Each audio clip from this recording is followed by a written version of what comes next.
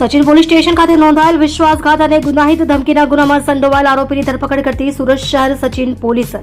ગત તારીખ 6/4/2024 રોજ સચિન પોલીસ સ્ટેશનમાં નોંધાયેલ આ કામના ફરિયાદી શ્રી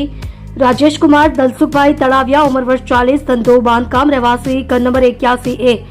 શ્રી ચામુંડા કૃપા વૃંદાવન સોસાયટીની બાજુમાં બેન્સો રોડ લીમડા ચોક જલાલપોર રોડ નવસારી શહેર ગામ ચલાલા તાલુકો ધારી જિલ્લો અમરેલી નાઓએ આ કામના આરોપી કેતન હરીશભાઈ સુરતીને ફાયર સેફ્ટીને લગતા NOC નું કામ સોંપેલ હોય છે તેઓએ કરી આપેલ નથી અને ફરિયાદીને વિશ્વાસમાં લઈ તે કામ કરી આપવા પેટે ફરિયાદી પાસેથી રૂપિયા 3 લાખ લઈ હવે તે રકમ પરત નહીં કરવાનું ચાવી ફરિયાદીને રૂપિયા આપવાનો ઇનકાર કર્યો હતો અને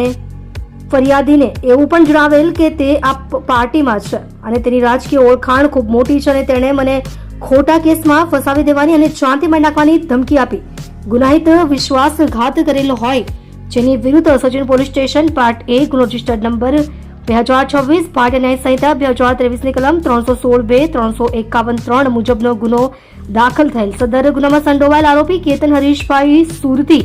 ઉંમર વર્ષ 38 ધંધો વ્યાપાર રહેગર નંબર 87 ન્યૂ અંબિકાનગર સાંઈ દર્શન સોસાયટીની પાછળ સચિન ગામ સચિન સુરત શહેરનાઓની અટક કરી કાયદેસરની કાર્યવાહી કરવામાં આવેલ છે। આપ જોઈ રહ્યા છો ગુજરાતની સૌથી પહેલા ખબર આપતી Surat express news channel director Rajesh મંગલેની સાથે।